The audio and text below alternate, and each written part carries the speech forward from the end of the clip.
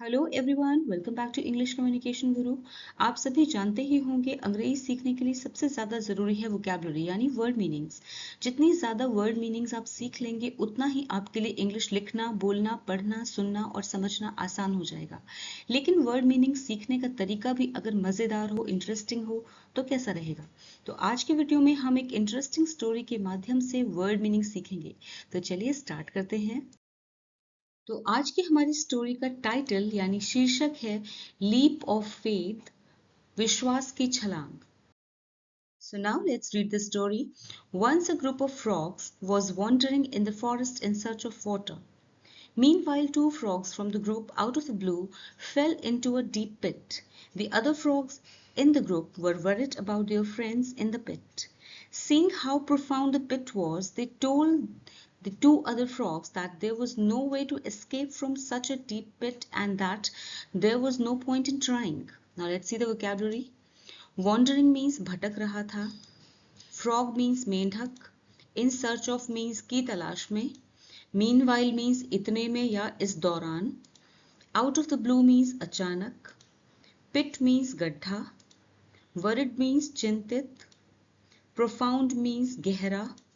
Escape means बच निकलना. Once a group of frogs was wandering in the forest in search of water. Once means एक बार. A group of frogs मेंढकों का एक झुंड.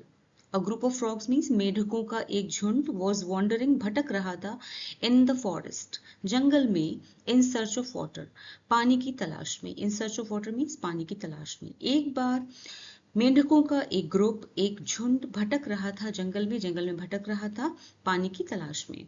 Meanwhile उसी समय इतने में या इस दौरान two frogs from the group दो मेंढक ग्रुप से दो मेंढक यानी कि झुंड से दो मेंढक आउट ऑफ द ब्लू अचानक. Out of the blue means अचानक. Fell into a deep pit. Fell into means गिर गए. A deep pit. Into a deep pit एक गहरे गड्ढे में. एक गहरे गड्ढे में. अ डीप पिट में डीप मीन्स गहरे, पिट मीन्स गड्ढे. एक गहरे गड्ढे में गिर गए. फेल वर्ब की सेकेंड फॉर्म है. फॉल फर्स्ट फॉर्म होती है, सेकेंड फॉर्म है फेल. तो यहाँ पे हमने सेकेंड फॉर्म यूज की है. Fell into a deep pit. The other frogs in the group were worried. The other frogs दूसरे मेंढक इन द ग्रुप समूह में दूसरे मेंढक थे, झुंड में जो दूसरे मेंढक थे वर वरिड चिंतित हो गए, परेशान हो गए. अबाउट देयर फ्रेंड्स अपने दोस्तों को लेकर. इन द पिट जो गड्ढे में गिर गए थे, गड्ढे में गिरे हुए अपने दोस्तों को लेकर के परेशान हो गए. Seeing how profound the pit was. Seeing means देख कर. हाउ कितना. प्रोफाउंड मीन्स डीप कितना गहरा है. द पिट वॉज गड्ढा. ये देखकर कि गड्ढा कितना गहरा गहरा था. They told the other two frogs उन्होंने दोनों फ्रॉग्स को बताया. उन्होंने दोनों फ्रॉग्स से कहा that there was no way यहाँ कोई रास्ता नहीं है to escape from such a deep pit इतने गहरे गड्ढे से निकल के बाहर आने का या बच निकलने का कोई दूसरा रास्ता नहीं है. There was no way means यहाँ पे कोई दूसरा रास्ता नहीं है टू एस्केप फ्रॉम बच निकलने का from such a deep pit इतने गहरे गड्ढे से. And there was no point in trying और कोई मतलब नहीं बनता है कोशिश करने का. And there was no point means कोई मतलब नहीं है, कोई पॉइंट नहीं इन ट्राइंग कोशिश करना बेकार है. They kept discouraging them as the two frogs tried to jump out of the pit. Despite all their efforts, they were not successful. Soon one of the two frogs started to believe the others that they would never be able to escape from the pit, and eventually, after giving up, it died. The second frog kept trying and finally made such a high jump that it escaped from the pit. Now let's see the vocabulary. Discouraging means हतोत्साहित. Jump means कूदना. Despite means के बावजूद. Efforts means कोशिश. Successful means सफल. Believe means विश्वास करना. Able means समर्थ. Eventually means अंत में. गिविंग अप मीन्स हार मानकर. फाइनली मीन्स आखिरकार. They kept discouraging them as the two frogs try to jump out of the pit. They means बाकी के जो मेढक थे जो बाहर थे, गड्ढे से बाहर थे. दे केप्ट डिस्करेजिंग वे लगातार हतोत्साहित करते रहे यानी कि उनका उत्साह गिराते रहे. As the two frogs try to jump out of the pit क्योंकि दोनों मेढक गड्ढे से बाहर कूदने की कोशिश कर रहे थे. दोनों मेढक जो थे टू फ्रॉग्स दोनों मेढक ट्राई टू जंप आउट कोशिश कर रहे थे जंप आउट, गड्ढे से बाहर कूदने की कोशिश कर रहे थे, तो बाकी के मेंढक उन्हें डिस्करेज कर रहे थे, हतोत्साहित कर रहे थे। Despite all their efforts, despite means के बावजूद, ऑल देयर एफर्ट्स अपने प्रयासों के बावजूद, अपनी कोशिशों के बावजूद, दे वर नॉट सक्सेसफुल, वो दोनों मेंढक सक्सेसफुल नहीं हो रहे थे, सफल नहीं हो रहे थे, यानी कि गड्ढे से बाहर आने में सफल नहीं हो रहे थे। सून, सून मीन्स जल्द ही, शीघ्र ही।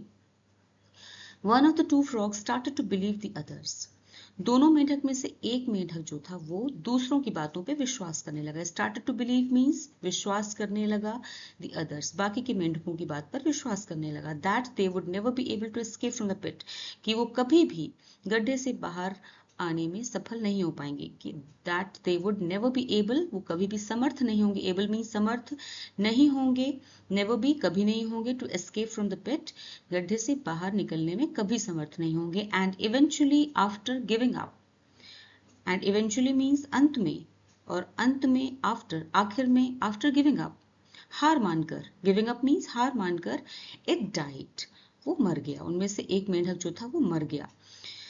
The second frog kept trying, दूसरा मेंढक कोशिश करता रहा, केप्ट ट्राइंग मीन्स कोशिश करता रहा, एंड फाइनली और आखिरकार, made such a high jump, एक ऊंची जंप, उसने इतनी ऊंची जंप लगाई, उसने इतनी ऊंची छलांग लगाई, that it escaped from the pit, कि वो गड्ढे से बाहर निकल गया, कि वो गड्ढे से बाहर निकल गया। The other frogs were astonished how he did it. The difference was that the second frog was deaf and couldn't hear the group's discouragement. He thought they were cheering him on and encouraging him to keep jumping. This story teaches us that others' opinions will only affect you if you believe in them. It's better to have more faith in yourself and triumph will follow. Now let's see the vocabulary. Astonished means आश्चर्यचकित. Difference means अंतर. Deaf means बहरा. Discouragement निराशा. Thought means सोचा. Think की second form है thought. Cheering on means जय जयकार करना. Encouraging means उत्साह बढ़ाना. Opinions means Rai.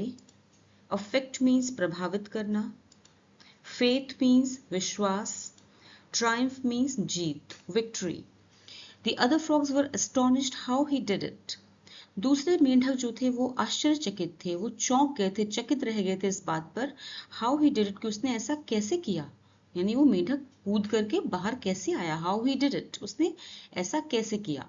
The difference was that, सिर्फ इतना अंतर था, डिफरेंस इतना था, that the second frog was deaf, दूसरा मेंढक जो था वो डेफ था, बहरा था, यानी कि सुनने में असमर्थ था, and couldn't hear the groups discouragement, वो समूह की झुंड की डिस्करेजमेंट यानी निराशा को सुन नहीं सका, जो निराशाजनक बातें, वो जो डिस्करेजमेंट दे रहे थे, निराशाजनक बातें कर रहे थे, उसको वो सुन नहीं पाया क्योंकि वो डेफ था, बहरा था।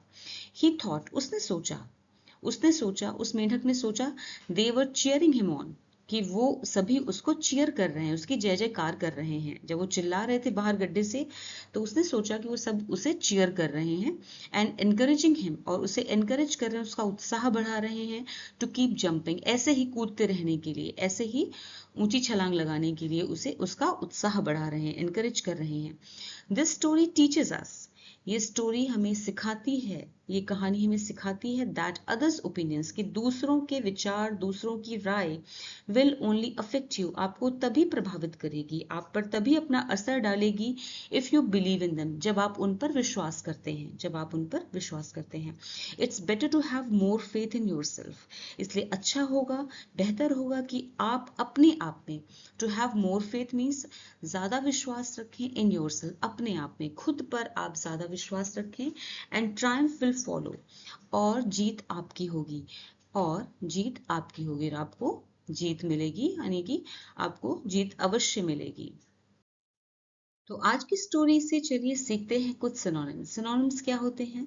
ऐसे वर्ड्स होते हैं जिनके सेम मीनिंग्स होती है, यानी कि समानार्थक शब्द होते हैं, उन्हें सिनोनिम्स कहते हैं। तो पहला जो वर्ड है वो है प्रोफाउंड। प्रोफाउंड का सिनोनिम होता है डीप, यानी कि प्रोफाउंड माने भी गहरा होता है और डीप माने भी गहरा होता है। दूसरा वर्ड है वरिड। वरिड मीन्स चिंतित, चिंता में। एंग्शियस, इसका सिनोनिम होगा एंग्शियस, व्हिच मीन्स चिंता में। दोनों का मीनिंग सेम है। तीसरा वर्ड है एस्टोनिश्ड। एस्टोनिश का मतलब होता है चकित, आश्चर्यचकित होना यानी चौंक जाना। सरप्राइज्ड का मतलब भी सेम होता है, तो एस्टोनिश का सिनोनिम है सरप्राइज्ड। नेक्स्ट वर्ड है ट्रायम्फ। ट्रायम्फ का सिनोनिम क्या होगा ये आपको मुझे बताना है। मैंने वीडियो में एक जगह पर ट्रायम्फ का मीनिंग आपको बोला भी, अगर आपने मुझे ध्यान से सुना है, वीडियो को ध्यान से देखा है, तो आप इसका मीनिंग इजीली बता लेंगे। आई होप आपको स्टोरी पसंद आई होगी, तो प्लीज लाइक कीजिए, कमेंट कीजिए, शेयर कीजिए एंड सब्सक्राइब कीजिए। Thanks for watching the video till the end. फिर मिलूंगी एक और नए वीडियो के साथ। Until then, bye bye.